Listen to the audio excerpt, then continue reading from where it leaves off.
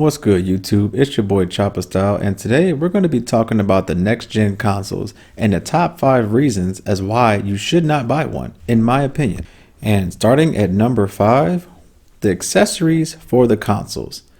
Dude, when next gen consoles come out, the accessories are way overpriced. A PS5 controller is $70. The external hard drive is around $200. Like, bro, you go to buy a new system, you're paying $500.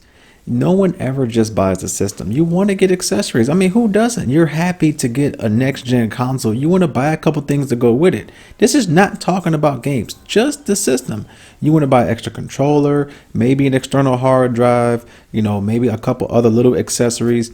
Dude, that 500 is going to turn into 7 or 800 that quick. I just don't like how much these accessories cost at launch. There's no reason for these things to be this much. The PS5 has a really cool controller, but to replace it, it's $70, and that's without tax. Like, dude, that's a lot of money. I mean, I remember when I bought the Wii, the original Wii, the system was cheap, but I remember paying an extra like $200 to maybe $300 more just in accessories. And these systems, I mean, they take the cake. I mean, just the external hard drive alone is too damn much. I mean, I understand it's new hardware, but still, that's something that is very important. I mean, how much data these games take up now is ridiculous. And the accessories, man, it's just like, what if you just got enough for the console? You're getting waxed on the accessories too. Now, for number 4, the price of video games. Like, dude, was $60 not enough? Was $50 not enough? I remember when games were $50, and that was not too bad. $50 was a decent price. Would I like to play less or pay less? Hell yeah, but $50 was not that bad. Then I remember when it went to $60. I'm like, okay, that's pushing it, but okay, it's doable. If it's a game I really like, okay, I'll buy it. But $70? Dude, that's just for the game. The game and the controller cost the same price. You can't go with one without the other. $70 for a video game? Like, dude, just think of buying, say, a Street Fighter game. They priced it at $70. I don't think that's worth $70. I mean, certain games, you're able to beat them within a couple hours. So if you're going to price a game at $70 now, and I'm able to beat the game within 10 hours, I don't think it's worth it. It's different when a game, was $50 or maybe $60. You get 20 hours out of a video game. That's not too bad. But for $70, I feel like I at least want 30 or more hours at bare minimum out of the game. That $70 is a steep price, man. I mean, that's close to $100 for a game. That's without tax. I mean, dude, and you're talking about, good games. Like, once games start coming out and you get some good titles, like, dude, what if you got a 2 good games coming out in 1 month? That's $140, dude, without tax. Like, that's ridiculous. And then just think, the tax on these games are going to be more too. So you're paying more than just $10.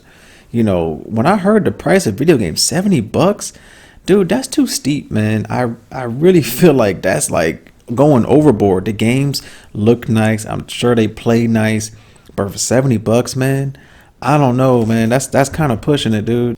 The price of something is too high when you start thinking about other things you can do with that money. I mean, when you think about $70 for a video game, you start to think like, I could buy some other things with that. I would like maybe this more or maybe this more. Like, if the game isn't like something super, super hype, you're going to be thinking about buying something else with that money. When games are a little bit cheaper, even though it's only like maybe a total of $14 difference, in your head, it makes a big difference, man. When a game was $60, like, hey, I'll take a loss if the game isn't all that. But when it's 70, you're like, hold up, man. I just might be able to enjoy something else more than this game. Is this game worth it? I don't know how it's going to go with that, man. Now, for the third thing, defective consoles. Dude, this year seems to be kind of bad for defective consoles. It's not just one incident or one thing. It's multiple things. I mean, the PS5 is having some bad problems. It's having noises. The disk drive is getting loud. Some of the consoles are bricking. Xbox having the same thing. Some of their consoles are bricking. I'm hearing Cold War is bricking consoles.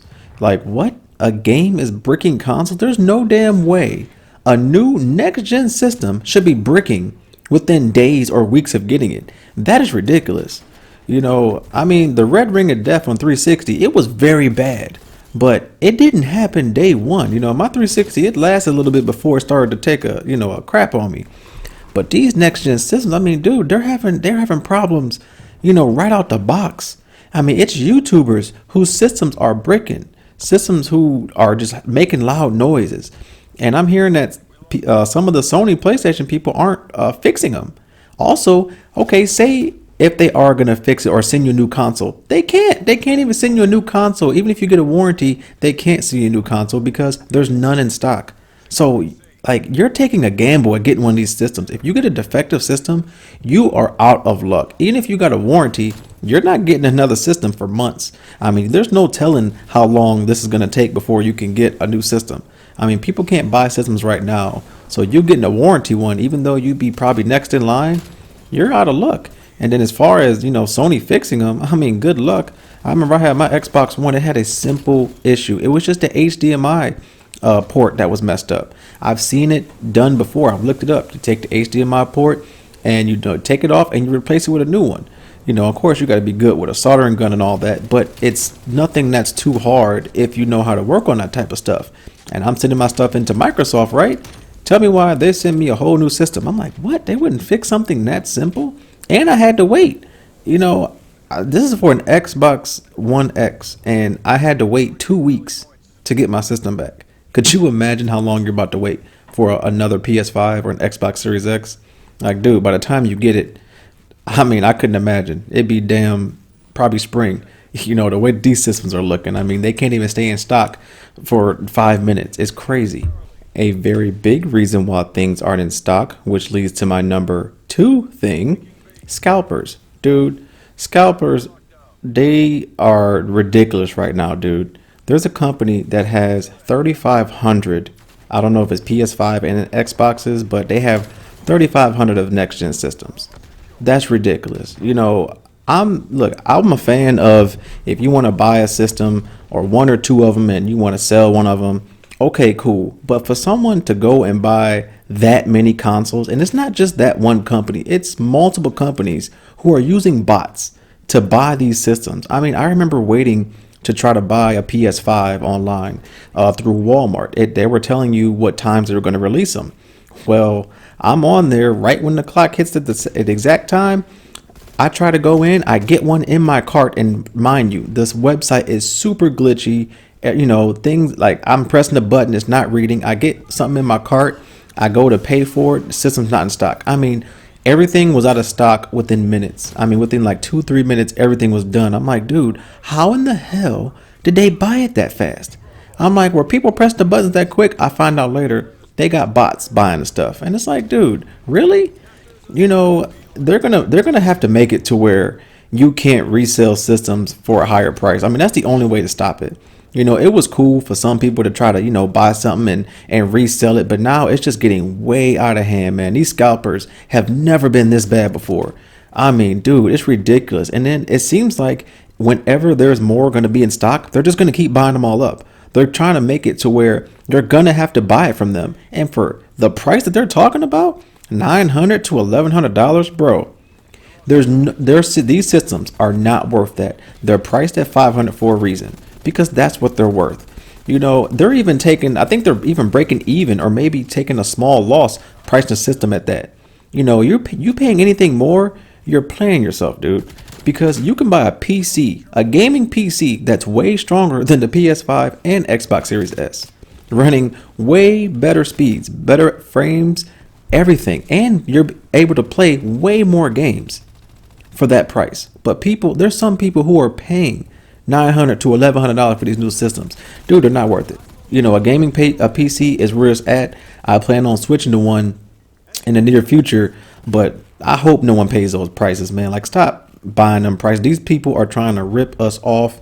Hell no, just wait, man. There's no reason to pay that much for the system. Okay, if you want to charge extra $100 or $200, that's not that bad. But dude, 900 to 1100, that's highway robbery, man. And now for the number one reason, and mind you, we knew this way before the systems came out. There's no games to play. What exclusives are just for next gen? There are none. All the good games that we see them playing, you can play on the old gen systems. So what's the point in buying a system to pay more for the game, for the same game that you can play on your old gen system? Like, what's the point? I don't get it. How are you going to release a system with no exclusives? Like, when I first read this, way before the system came out, I'm like, dude, so you mean to tell me they're not bringing out new games for these systems for like a year or two? Like, a good business move. I will say that, especially with these scalpers and people aren't able to get the systems, a good business move. But at the same time, what's the point in buying a system right now? There's no point in buying it right now. You're pretty much buying a system that's really fast and can load quick and play a little bit better graphics. But these graphics are nothing compared to if it was an exclusive. Like, dude, I'm telling you, when these systems start bringing out exclusive games, they're going to be like mind blowing. I can just imagine the new Grand Theft Auto. It's going to be sick. But for right now, there is no rush. Everything I just listed, from the least to the worst, what is the point of buying these systems? Like, all these reasons, there's no point in buying one. I mean, no point at all. Like, that's the icing on the cake. You want to hopefully get one, going through the scalpers, not having a defective console, paying all that money just to have no games to play. I mean, it's cheaper for you just to buy the game and play it on the system you have now instead of going and buying a new system. I'm not trying to hate on the new systems. I think they are great, but they need to work out the bugs. They got to have some exclusive content coming. But for right now, I feel like they just came out too early. It was a cash grab. And the only people winning right now is the scalpers. That's it. Like, it's no point, man. There's no point in getting these systems right now, in my opinion, especially not having no games. I can't believe that. I thought PS4 and Xbox One had bad release when it came to games. These next gen systems now, they took the cake. They have zero. I mean, they may have a couple little arcade games, but ain't no one buying a system to play that stuff, man. But this is my opinion on why you should not buy the next gen consoles. Please give me your thoughts in the comment section. If you liked the video, could you please give me a like, comment, subscribe. Chopper Style out.